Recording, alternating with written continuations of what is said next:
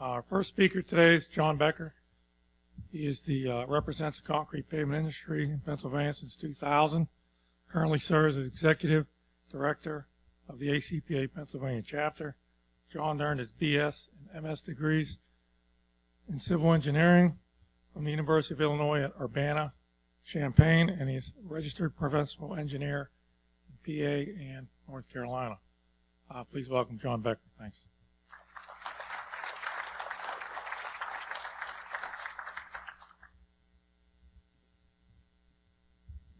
Good morning, everyone.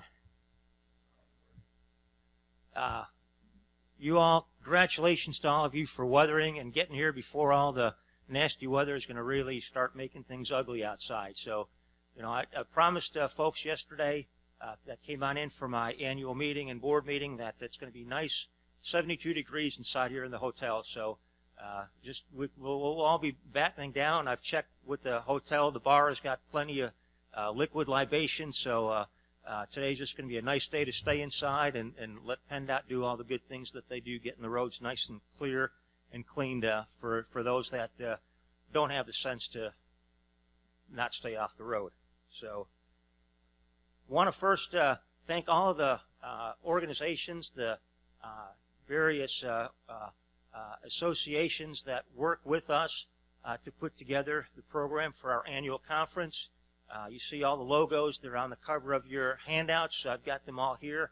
But behind each of these logos are people. And I want to ask those that if your name is up here on this screen, if you could just stand up, just like to acknowledge your being here with us. All right. Thank you, folks. And of course, a concrete conference, so much of this is interaction, fellowship, getting to make new acquaintances, reestablish and reacquaint ourselves with folks that we've been working with over the years. But there's a lot that also goes into the conference in terms of the folks that we've invited and brought on out from all across the country to talk about various innovations, technologies, state of the practice, and all those things. So we really couldn't do this conference without the folks that we've got on the agenda. Did a little bit of looking at the history of the conference. We started this in 2000. Hank Bonstead was going to be with us today, but the weather's keeping him from coming on out. Phil Kresge from PCPC and Frida Brinskelly, who's my predecessor, were the three that got this conference up and running. I don't know exactly how many different attendees we had, but we've crossed over the 4,000 mark. 450 presentations. We've got 159 PEs and 24 PhDs.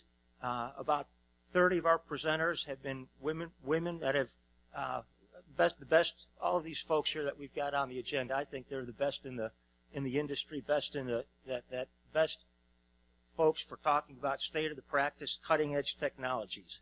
And then just other numbers here that I'll just let you just take a peek at, and then I'll just move on to the next topic, which is, we've got a number of speakers, a number of students that are with us today. Over the course of our running the conference, we've had 25 poster sessions. Folks, these are younger folks that are the future professors. Some of them are going to be our future leaders, and I really want to appreciate and want to extend just a shout out and a thanks to the 4 academic advisors that have helped get this ball rolling.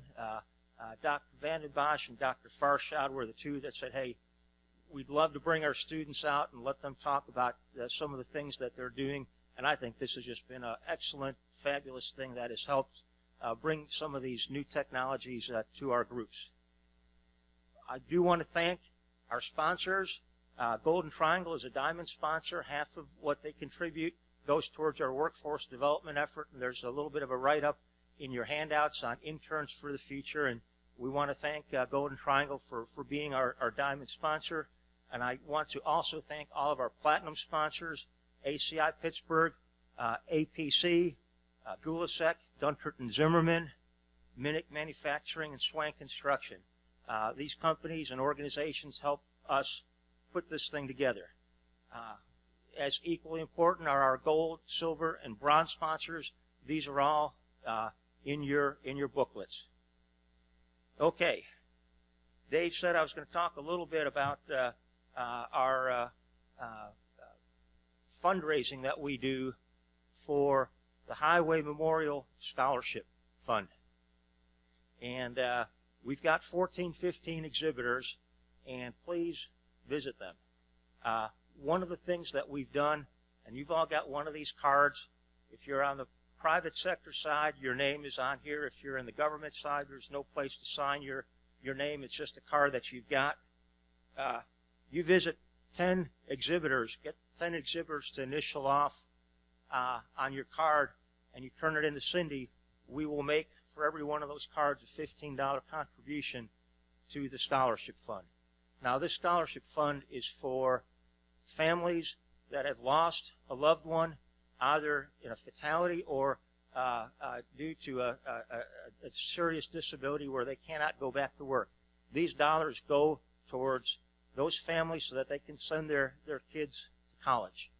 And I think this is something that has benefited folks in the private side, the public side. This is a national scholarship fund, and it's our way of trying to give a little bit back. I think it's great that the state legislature finally got our cameras in the work zone passed, but it's still a dangerous place out on construction projects. And this is just one way that we try to give back to those families.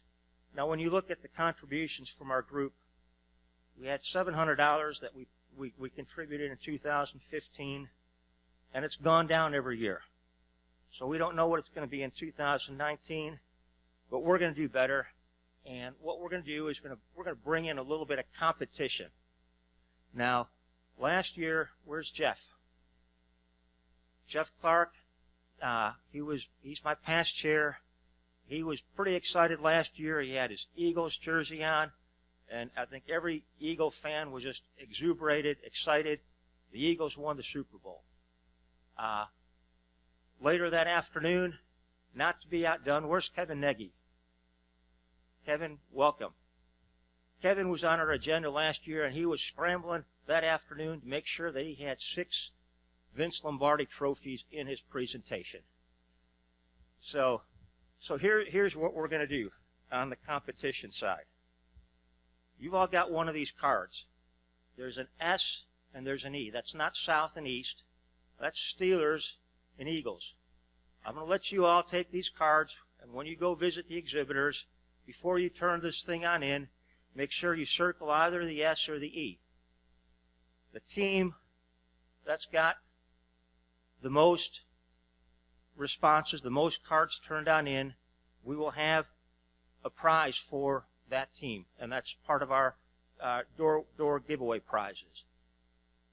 The winning team will have that prize here up on the table at the end of the conference. The losing one, that prize is going back to the store. We're going to get our money back. So, Kevin, you're the team leader. You're the coach for the Steelers, and Jeff, you're the coach for the Eagles. And so, there's nothing really that comes with being coach other than you've just gotten a shout out here at the conference. There's no other prizes that come along with that, but you've gotten recognized. So, when Jeff and Kevin come putting their arm on your shoulder, they're going to be encouraging you to visit all of our exhibitors. So, enough said with that. Competition is always wonderful.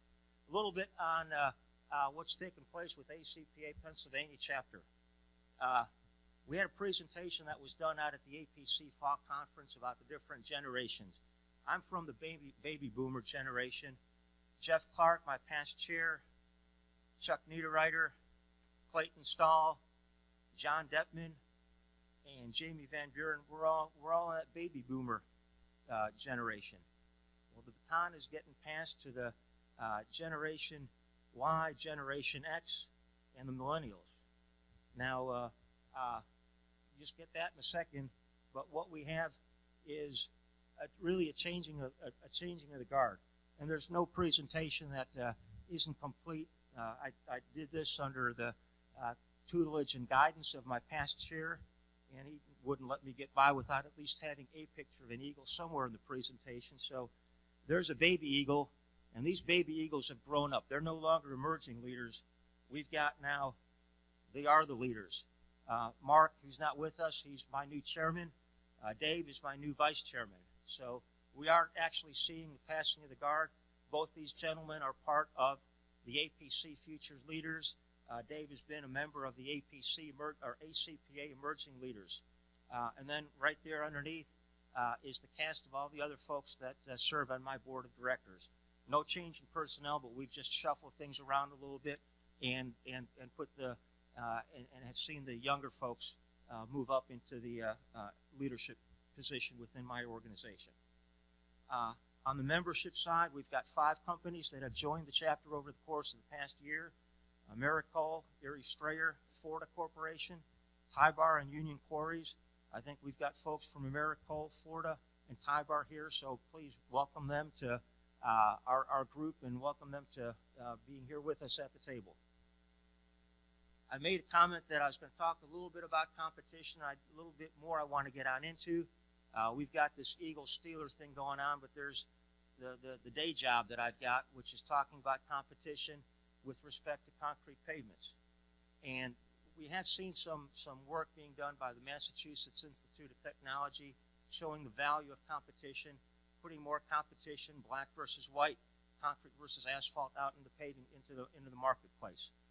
Before the work that MIT did, there was work that was done by ACPA National, taking a look at bid tabs all across the country. And what you've got in front of you there is comparing the unit cost of asphalt pavement on a $1 per tonnage basis, the unit cost of concrete on a $1 per square yard basis. And as you can see, when you go on the graph left to right, these are the states that don't use a lot of concrete. These are the states that use a lot. And interesting, or maybe intuitively we've had this, but here's the data. The more competition you got, the lower the bid price. Now, this graph here shows concrete on a $1 per square yard basis. We're going to do stuff on an apples-to-apples comparison. So we've taken concrete and just assuming 11.5 inches per square yard, we can calculate those tonnages, calculate the square yards into what it is equivalent on a $1 per ton basis. And it's the same graph except that the units have changed a little bit. So I'm going to take this data here and we're going to see what does it look like when we're looking at volume of concrete, volume of asphalt, a 5% spending on concrete, 20% spending, and 35%. Now, this is just taking the data that we had on the previous graph. And what you can see is that you don't really need to put a lot less asphalt down, but by putting a little bit less asphalt down, you're getting a lot more concrete. And this is for the same amount of money. A little lesson learned, Wisconsin DOT. They've got more concrete pavement. They've got the largest volume of concrete pavement for market share of any state in the United States. Not coincidentally, they also have the lowest unit cost for concrete pavement and the lowest unit cost for asphalt pavement. So more competition means we can do more with our dollars.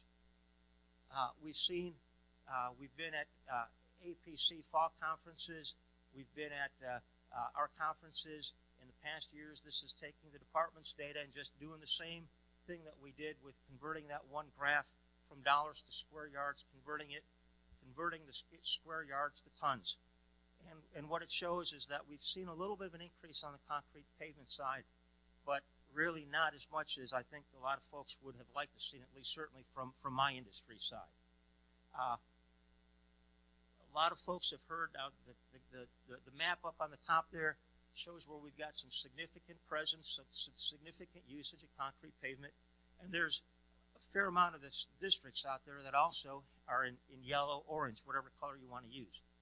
Those are districts where we see concrete pavement getting used, big project, 2 projects, they get done, and the project goes down. And it's as much limiting on the budget that these districts have. So it goes up, it goes down, 1 contractor, 2 contractors are tickled, everyone else is chasing work someplace else. The detriment that this has on quality is that when you're ramping up, everyone's getting comfortable with, they know what to look for, they know what we need to do, what the expectations are to get a good quality product. And then as the project gets finished, our inspectors, they now get assigned, they're going to be inspecting pipes next year. They're going to be inspecting a asphalt paving project, a bridge. We lose the expertise, and then 2 years later we get ramped up again. So I think there's a lot of opportunities for work to be done in some of these districts. This here is a extremely busy graph. There's a visual that you can take a look at your convenience. What it illustrates is that we've got a lot of tools that are in the toolbox. I want to congratulate the yeoman's effort that has been done by PennDOT Central Office, by the Turnpike. We have gotten a lot of tools that have been put out on the street. I think there is a sincere desire on the part of PennDOT to see two healthy paving industries.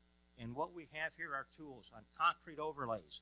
We've got RC standards, specs in the 408 for the standard concrete pavement, long life concrete pavement, roller compacted concrete, full depth reclamation, CPR, pervious concrete, concrete intersections, concrete roundabouts, and everything that you see on that illustration there in red, those are RC standards. And I guess my question is if we've got something that works great in District 11 or it works great in District 10, it should also, climate materials aren't all that different when you go to other districts. And I think there's just the opportunity for there to be a lot of these tools to be used, implemented, run with all across the Commonwealth. Like I said, I think there's just the yeoman's effort that's been done on the part of the folks in Central Office, and I do want to thank the folks on the design side, folks over in QA that have been putting some of these CPR techniques, RC standards. The tools are there, and I'm excited to help work with the districts, work with the department, with the Turnpike, along with the other folks in my association to try to give the opportunity for the department to do more with the limited dollars that they've got. And so with that, I'm going to stand down. I want, again, to welcome everyone to I can't say sunny Harrisburg, snowy Harrisburg, and it's a lot nicer in here than it is outside. I'd be happy to answer any questions before we move on to the next presentation. Again, thank you everyone very much, and for those that are driving home later this afternoon, please be careful. Thank you.